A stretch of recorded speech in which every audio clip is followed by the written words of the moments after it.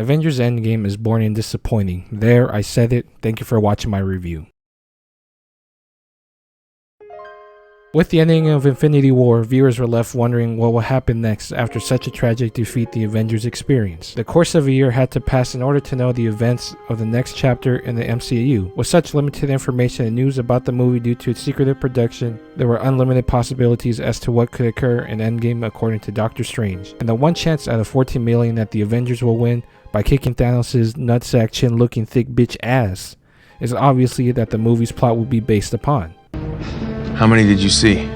14,605,000. How many did we win?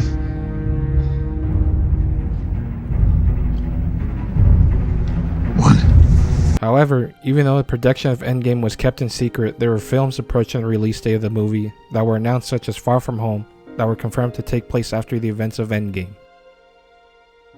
In addition, actors involved in the MCU have contracts that determine the number of films a certain actor will appear in and/or the number of films that will be produced solely based on their character. So knowing that Chris Evans and Robert Downey Jr. will have their final appearance in Endgame and no longer be part of the cinematic universe, to be expected, their character stories will end. Surprisingly enough, Disney can't let the Marvel universe just end, especially with the money the movies tend to gross. Mickey Mouse has to keep on chugging that Marvel money-making train, pumping out 2 or 3 movies per year that usually follow a formula to ensure profits.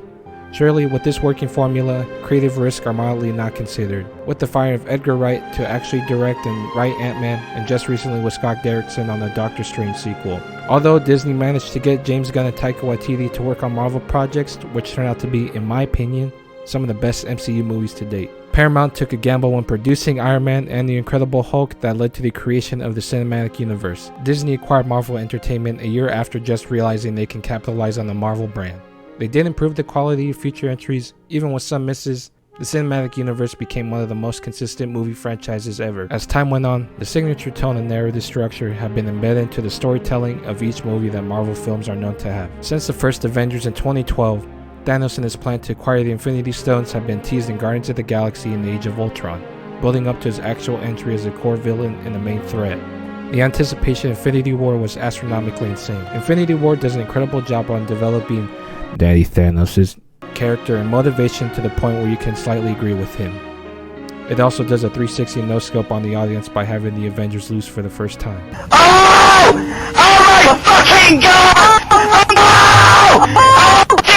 Avengers Endgame has a lot of potential to be fulfilled or even go beyond, considering the build-up to the movie and how high the stakes are for the Avengers. And how does it handle it? In a very generic and underwhelming way. How is this the final product? Anthony and Joe Russo are great directors due to their handling of big ensembles and personal conflicts amongst characters, which is why Disney have had the Russo brothers direct multiple films, especially some of the most important ones. Even with the talents of everyone involved in the Endgame, it struggles to have its own identity or personality that sets it apart from other Marvel movies.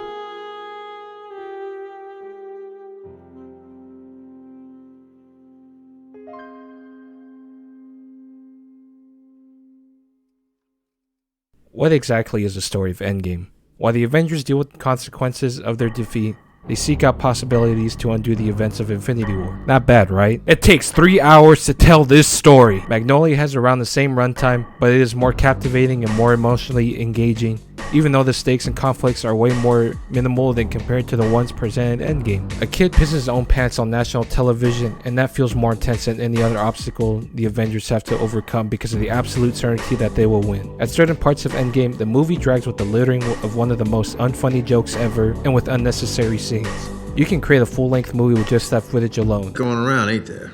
Honestly, until this exact second, I thought you were Build-A-Bear. Maybe I am. Somebody peed my pants. Oh, thank God.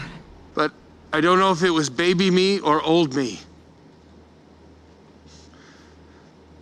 Or just me. What's up, regular size man? Like a planet? Like in outer space? Oh, look. It's like a little puppy, all happy and everything. Do you want to go to space? You want to go to space, puppy?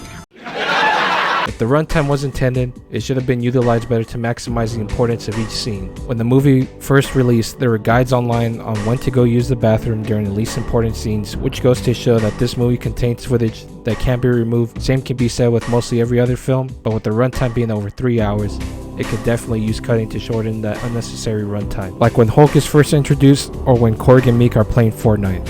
Why bother including those scenes? It's also nice to see that dabbing in Fortnite is still popular in the future. Or scenes are just exposition dumps for the audience to be told to. The narrative structure of this movie is all over the place and inconsistent. There are so many conveniences that serve the story in order to move forward that I believe a gun would fall from the sky conveniently enough for me to kill myself with. Tony Stark solved time travel immediately after just denying it could be done. One last sim before we pack it in for the night. This time in the shape of a Mobius strip, inverted. Make that bitch into a circle. Perfection. Also, during the after credits scene for Ant-Man and the Wasp, another boring movie, Scott is stuck in the quantum realm. In anticipation for Endgame, one of the questions were, how will Scott escape? A rat just happened to walk across the control panel and pushes a button that lets Scott free. What the fuck? During the turning point of the final battle, when everyone on both sides are bombarded by missiles from a warship, Captain Marvel just so happens to arrive at the perfect time to save everyone. Also, when the Ancient One willingly gives away the Time Stone to Bruce with little persuasion and convincing. When searching for the Infinity Stones, it just so happened to be that 3 of those stones are from a 2-mile radius apart from each other. Out of the entire never-ending universe, they're in the same city. Nebula manages to obtain a vessel pin particle, gives it to Juicy Thanos, then somehow figures out how to use the particle to time travel by freeing a goddamn machine.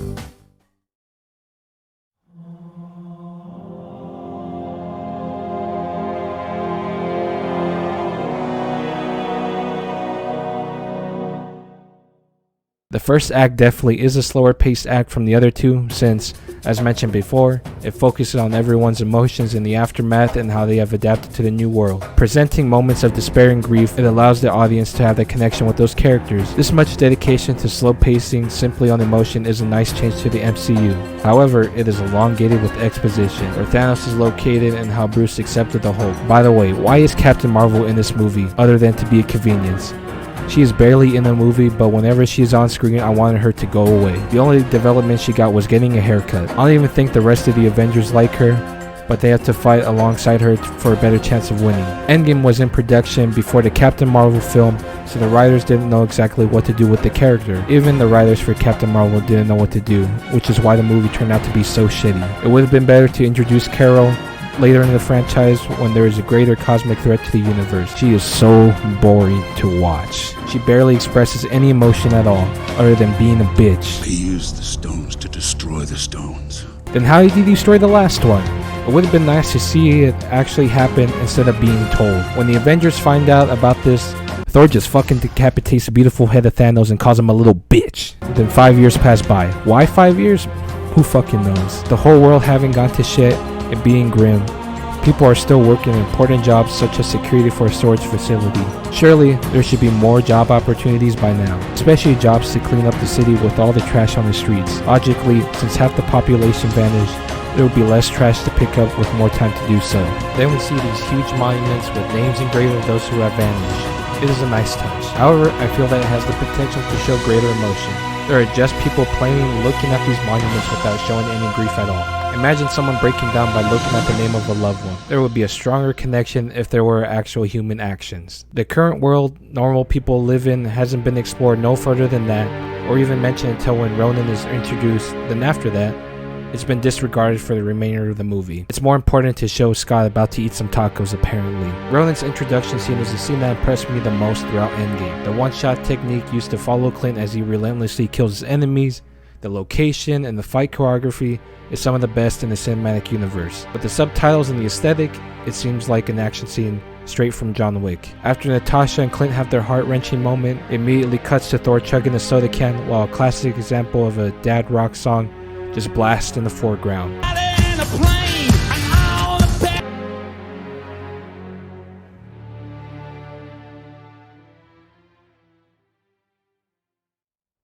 Now, We're at the point of the film when the Avengers travel to different periods of time. It's a virtual tour of Marvel attractions. I think that Martin Scorsese said it best in the tweet, that each movie is a theme park. During the second act, the film revisits the events of previous installments. Oh, remember this? Oh, remember the Battle of New York? Oh, remember the bunker from Winter Soldier? Oh, remember the intro to Guardians of the Galaxy? I saw this movie the day it premiered, and it was a fan event.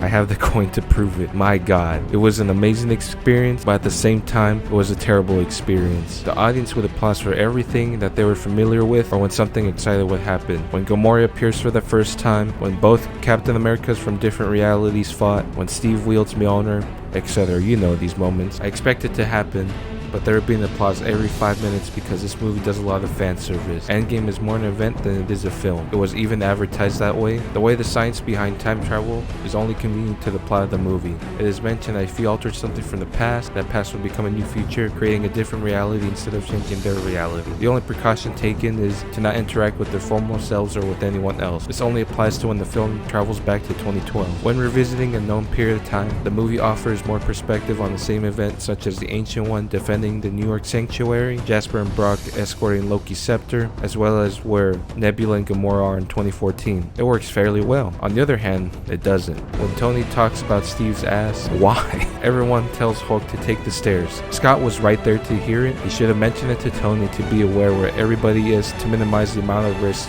considering how careful they have to be to avoid contact. Of course, it bites them in the ass just when they thought everything turned out exactly as planned. President and past Captain America both walk into each other because, I guess, Steve forgot where he is in 2012 and they both fight each other. I almost had a seizure on watching this fight.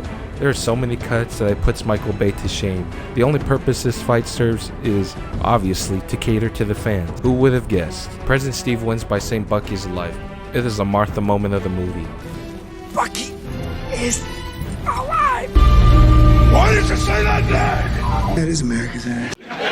Of course, you can't finish a fight without a joke. The Ancient One explains the rules of realities to Bruce. Even though Bruce knows how it works by explaining it to Scott and Rhodey with their idea of time travel is formed from movies that are based on time travel. Also, the amount of references are insane. It is one reference away from becoming a disaster movie. It is a waste of a scene because it's explaining the same rules to the audience but how it applies to the Infinity Stones. Thor has a heartfelt moment with his mom that offers closure with her before she dies. Disney brought back Natalie Portman to take a nap. In 2014, Rhodey and Nebula on Morag. Rhodey knocks out Peter Quill. Nebula manages to get the Power Stone. Rhodey spends some time telling Nebula how there might be a trap for some reason other to extend the time.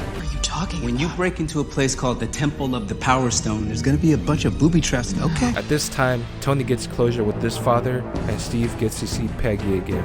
The scene also introduces one of the worst de-aging. With the budget of this movie, you would think the visual effects team would do a better job. The Irishman also has de-aging, but on multiple actors for the majority of the movie, and does a better job on doing that than Endgame with only one actor. I think Marvel took some notes from the visual effects team that worked on Justice League. To wind like a river. The film cuts to Natasha and Clint on Vormir. Why are they in Vormir? Especially with the way Nebula explained Vormir to the Avengers. A dominion of death, at the very center of celestial existence. Fuck! The two most human characters that don't have any super abilities go to Vormir. The audience expects either one of them to die, but who will it be? Natasha and Clint were asking the same question. There's this conflict that both want to sacrifice their lives for the Soul Stone and for the other to live. They fight it out, but in the most goofy way. Anyways, Natasha sacrifices her life.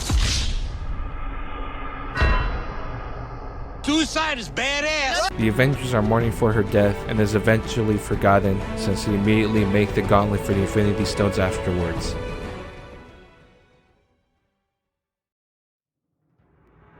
The final act. Woo! How anticlimactic the final act is. Hulk was able to reverse snap, and just when everything seems to be back to normal, they fucking get obliterated to Kingdom Come. It would be safe to assume that at least someone would suffer from any injuries. I'm a fucking idiot for thinking about that. The worst pain anyone is enduring from the explosion is that Rocket can't breathe. With a boulder that fell on him, the only problem is that he can't breathe while everyone else just grunts and moans. Scott just shrinks for some reason. You know, I stop asking questions at this point in the movie. Daddy Thanos teleports to the ground. So this is the future.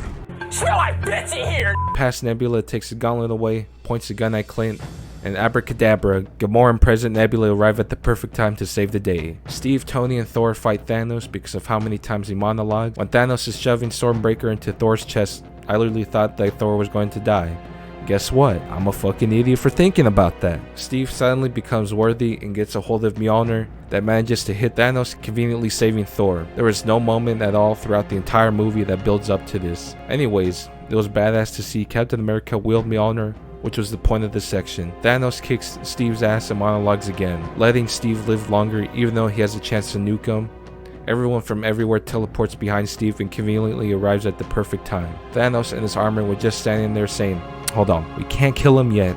We have to wait for everyone to arrive to have the big battle at the end because it's not an Avengers movie without one." Okay, you caught me. I did smile when everyone that we know shows up and when Steve said, "Avengers!"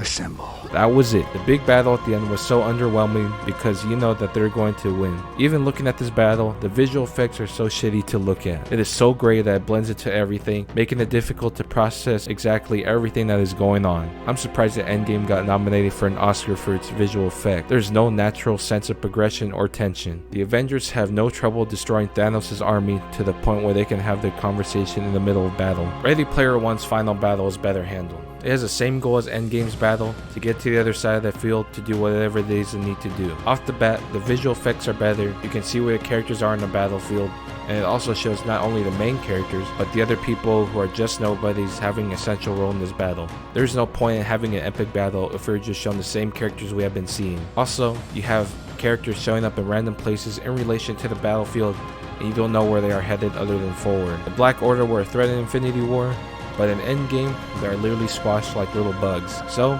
there is no challenge for the Avengers since there are no casualties shown on their side, only the other side. The only attempt at tension is getting the gauntlet to the minivan that conveniently survived the missile attack. It's a big game of hot potato at this point. As Thanos realizes he is losing, he does a pro gamer move by raining fire on the entire battlefield. Of course, there are little to no casualties on the Avengers side. One of the missiles causes a flood that Doctor Strange holds for the rest of the battle. That's all he does in this movie. He was such an essential part in this movie that all he did was bring back everybody and hold water. Captain Marvel comes out of the sky, flies through the ship saying, "Did someone order convenience? No!" Considering how silly this is, I'm surprised it wasn't Thomas the Train coming in to save the day. Carol flew down to Peter Parker for the gauntlet and basically said, "Give me that shit, bitch boy. You need a female to save you?" Afterwards, Disney does the ultimate pro gamer move, having all the females gather up at the same time. It is another example how Anthony and Joe Russo did a terrible job on guiding through the battlefield. It just came out of nowhere. It was a perfect opportunity for Disney to pat themselves on the back and push their agenda, but thankfully, it wasn't to the extent of the Star Wars movies. It only took Disney a decade for them to actually make a superhero film with a female as the lead. Now, they're having a female direct a movie by herself, and Black Widow's coming out soon. Good job, Disney. It took you so long. I actually thought Thanos was going to win, and Disney had the balls to do it again. And guess what? I'm a fucking idiot. Tony pulled a ninja defuse on Thanos and got the Infinity Stones and snapped the fuck out of Thanos right from existence. I can't criticize the death of Tony. The only thing I can criticize is how much of a bitch I was for shedding a tear during this scene. But all of a sudden, everything goes back to normal immediately after the snap. There's 15 minutes left in this movie, and those 15 minutes are dedicated to the resolution of the movie. Oh my god. The movie takes forever to end. Just when you think it's going to end, it doesn't. It also doesn't help that the music track chosen for this section in the film is the most generic, bland, and uninspired orchestra score. During the memorial scene, all of them just stand there for a moment of silence, but no one says anything about Natasha or Tony on how they impacted their lives. I guess it was more important to talk about cheeseburgers. What do you want? Cheeseburgers? That's just deep, bro. That's deep. At the very end, Bruce and Steve are taking back the Infinity Stones to their rightful place. You can't end a Marvel movie without setting up for future movies, even though this movie is supposed to be the end of an era. Disney couldn't let it be its own film? No. Endgame just ends with Steve having that dance with Peggy, a very wholesome moment. Then the credits roll. It's really disappointing that this movie has a perfect opportunity to become epic and achieve what no other film has done. It does, but it's just so underwhelming. The credits are 15 minutes. There are so many talented people that work and collaborate on this project to make a fan's wet dream actually become true. With past entries, you know that they are capable of telling a more compelling story. Hopefully, in the future, Disney will allow more creative freedom and the time for the filmmakers to make a great movie.